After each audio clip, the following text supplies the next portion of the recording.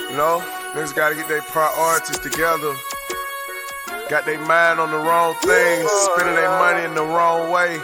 Trapaholic, real trap shit. Say you need that car with the rims and a trunk, just like Jim. It's more than life. Yeah. I'm telling you. Talk to him. Say you need that LV bag with the belt and the hat. That's all you got though. It's more than life. Yeah. Talk to him. Real. Say you wanna turn up at the club, like some bottles, and press them guns. It's more than life. Fucking everybody. Yeah. Good evening, everyone, and welcome to Saints and Appetizers podcast. And who dat? And we are back. We are back with some main course. I think it's official now. Mini camp has started. I think football is officially back.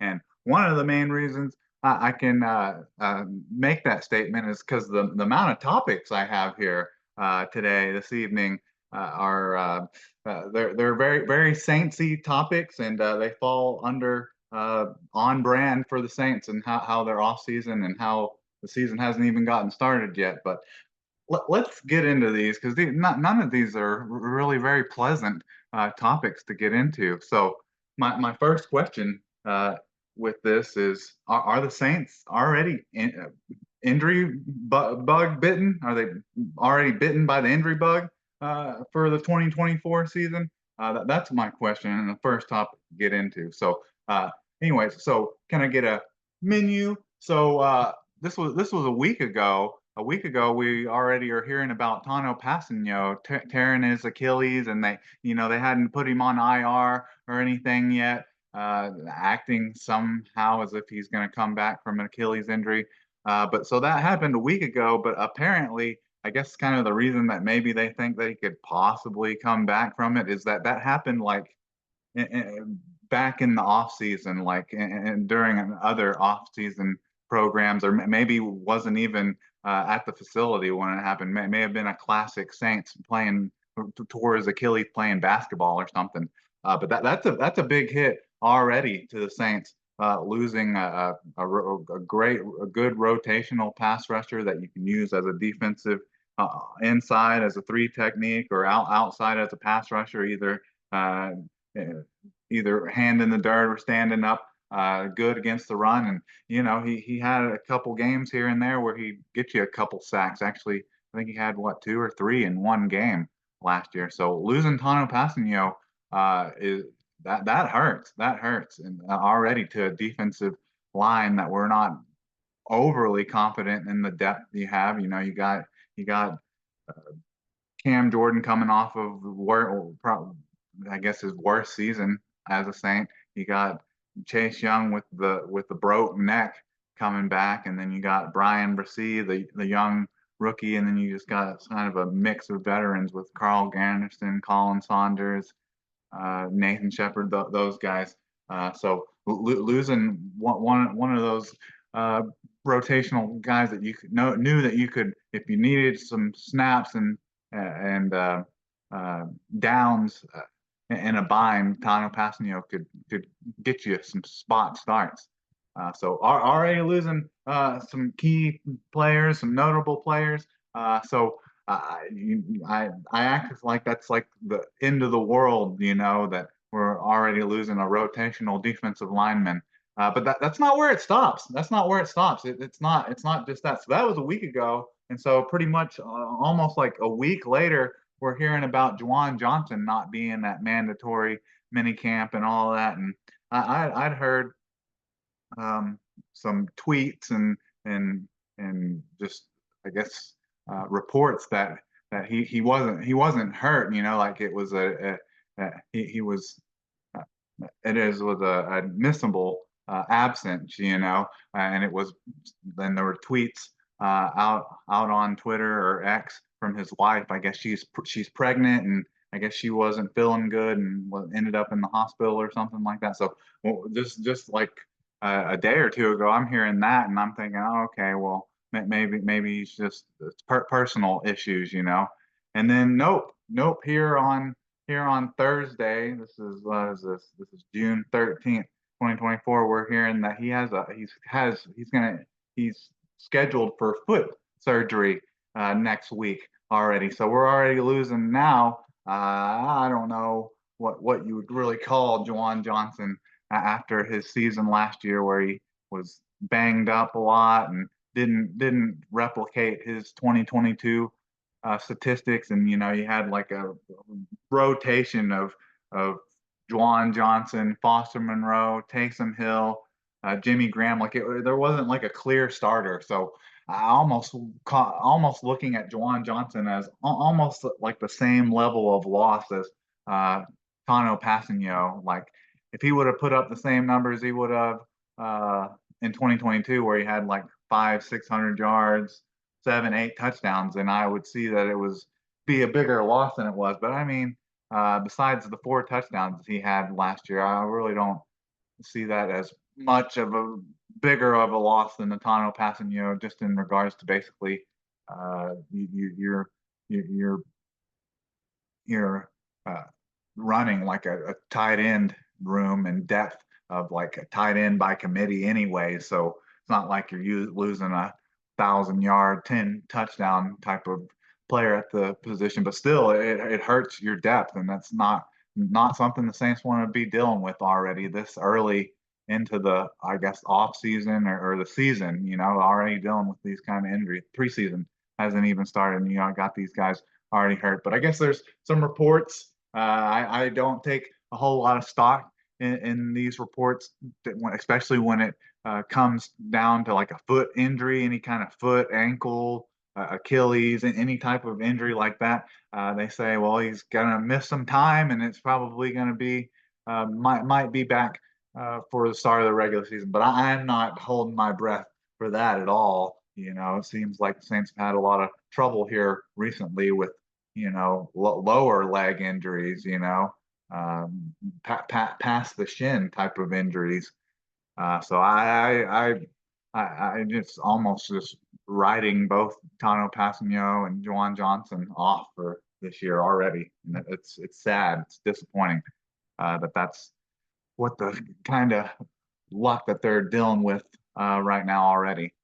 Okay, so that's some of the tight end news. We're talking tight end depth and all that. Let's stay on track there. So this is the next topic here. This is Taysom Hill. So he had the most snaps that he ever had last year as a tight end, and had the most catches and had a couple touchdowns. So I think it's fair enough to say that he probably have a similar role this year. Maybe critiqued and even better now that you have Clint Kubiak as your offensive coordinator. But now that Juwan Johnson's out for presumably the start of the season, you definitely see that Taysom Hill more than likely, unless the Saints go on to sign some veteran in free agency, if there's even any available besides Jimmy Graham, that he's probably going to get more looks than he would have with a healthy Juwan Johnson. But they're restructuring his deal, and he had this deal. I'm trying to see. He originally signed this deal that he's on right now. Trying to see when that was. They signed it back in 2021. They signed a deal that had a huge gap in between. Like it had all the void years and fake years on it, and it was like a deal that, like, depending on how many snaps he started at quarterback, it started at like 40 million. But I mean, if he like started the whole season at quarterback and for multiple seasons, it could have went all the way up to like 95 million. But they're in the last, so he's in like the last deal of that, and his cap hit would have been about 12 million, or yeah, would have. Let's see. At one point, before they did the restructure, it was more than 15 million. So then they do restructure that brings his cap hit down to about now just a little over 9 million. So Saints only had about 5 million before that. So now they have a little 12 million in space. So there's a little bit of breathing room there, whether are there any tight ends out there besides Jimmy Graham, or are there any other players that could help the Saints? I've heard Justin Simmons' name being thrown around there a little bit, but that just opens up a little money. And with how the Saints have been working this off season, maybe they'll just carry it over to next year and just try to clean up this cap that they've been just pushing down the road, kicking the can down the road for these last couple of years. But so we open up some cap space, and we have a player surprisingly wanting to eat that cap space right after we open it up. And I almost think that is this issue or situation is coming up because of the Saints injuries that they've had here recently. And then you have the restructure of Christian McCaffrey, making him like the highest paid running back in the league, 19 million. And then you even have the restructure of Taysom Hill. So there's mouths out there eating, and I guess there's one hungry here, and I'm just a little surprised by it. And I'm talking about Alvin Kamara. So Alvin Kamara right now has like an 18 million cap hit for this year, and it's basically it's just a 1 year deal because he signed this deal back in 2021, like a 5 year, $75 million deal back in 2020. And so this current cap hit is 18.5 million for the 2024 season. And then, so basically this is a 1 year deal that he's on. Like he's 19.5 million. That's the cap hit. That's how much he'd get.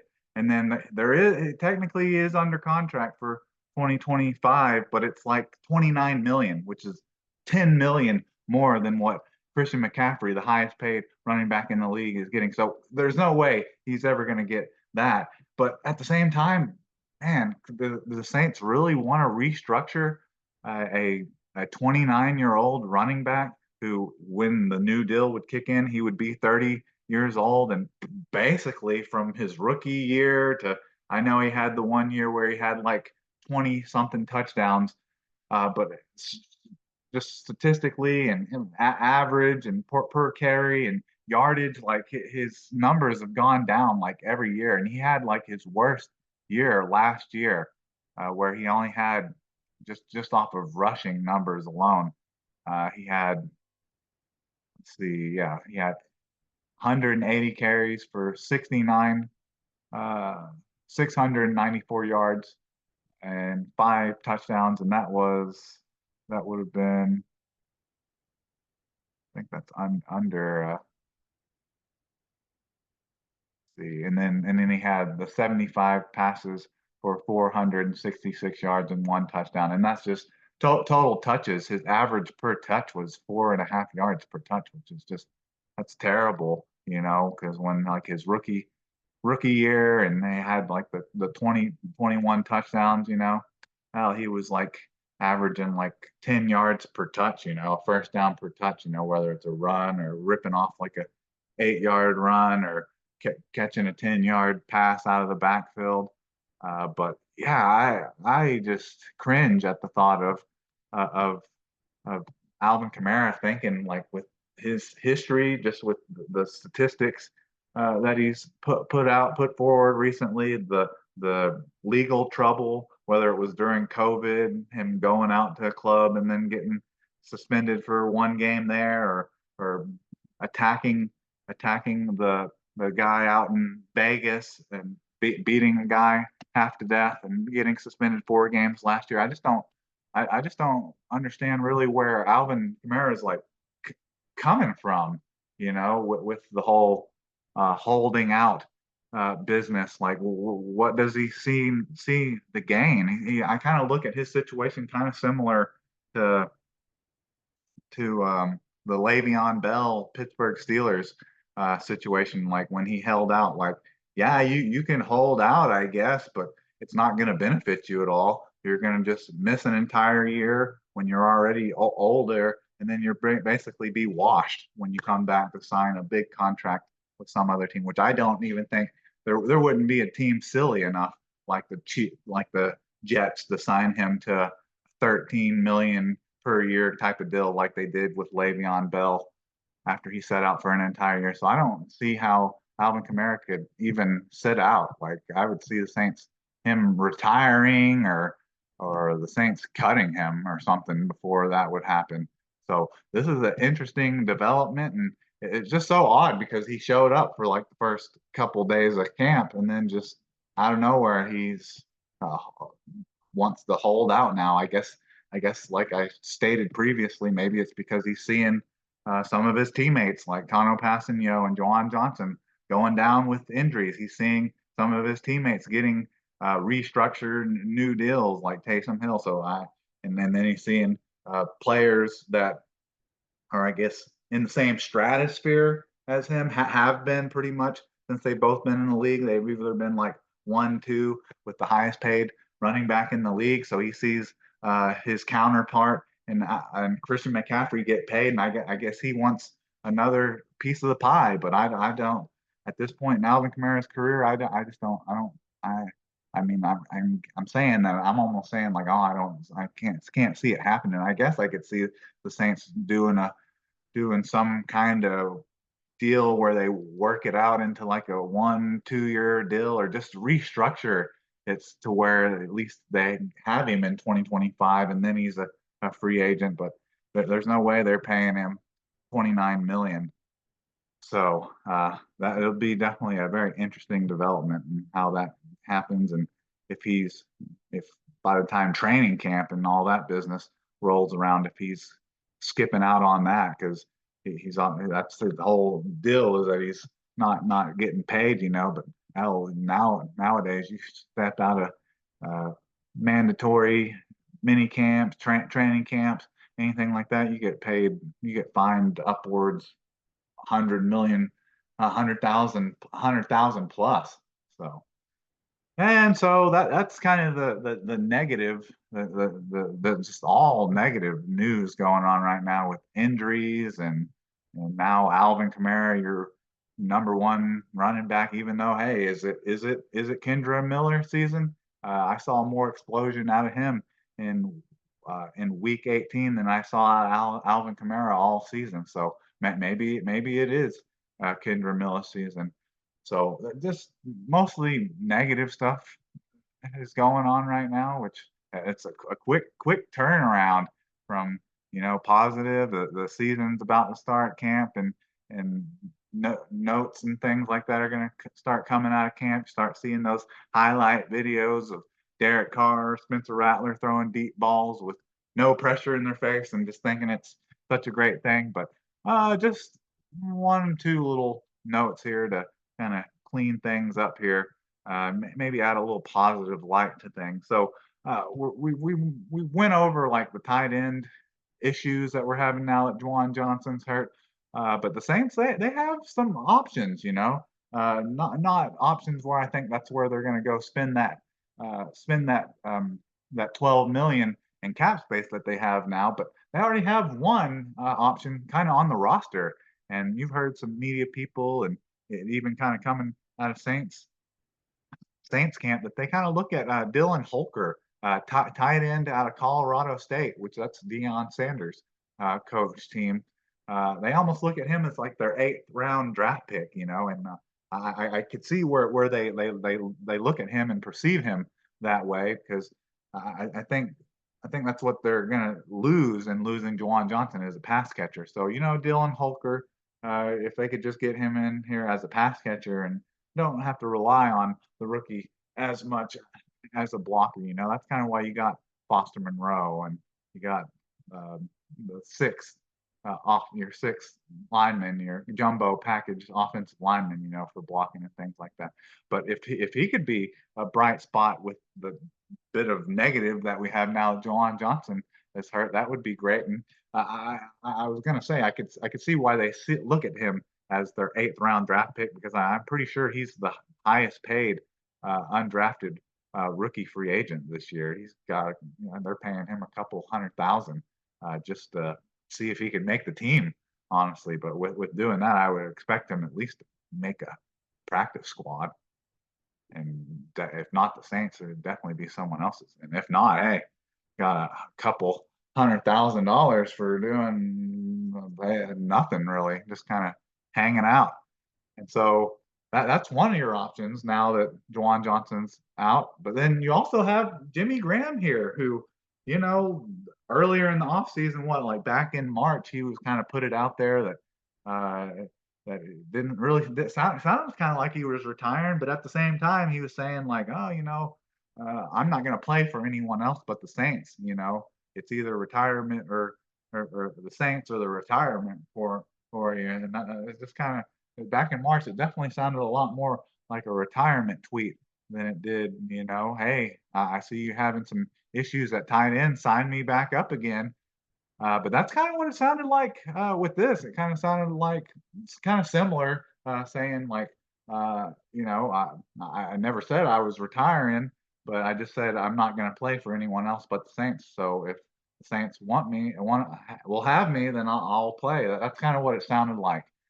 So maybe I would be all for that now that Juwan Johnson's hurt, and hell, your best tight ends now are Foster Monroe and Taysom Hill and undrafted rookie free agent. So I'd be all for signing Jimmy Graham, who had 4 catches and 3 touchdowns last year. They need to utilize that better. That average needs to be taken advantage of to where they need to try to get Jimmy Graham one more like Hall of Fame level season. I'm not talking about a bunch of yards, but man, if they could get Jimmy Graham like 8 or maybe even double-digit touchdowns, that could maybe solidify and maybe a decent playoff run. That could maybe solidify a Hall of Fame spot for Jimmy Graham. But anyways, I think that's about all I have for you. I wish Who Dat's Saints fans, Saints and Appetizer podcast fans, that it would have been a little bit more positive, but I think that's kind of how we know that the season has finally begun. Saints are injury bug and they got disgruntled players. So hopefully it improves in the coming weeks and before start of training camp. But hey, I'm here for it. I'm here for it. The NFL, football is here. So who dat? And can I get a check, please?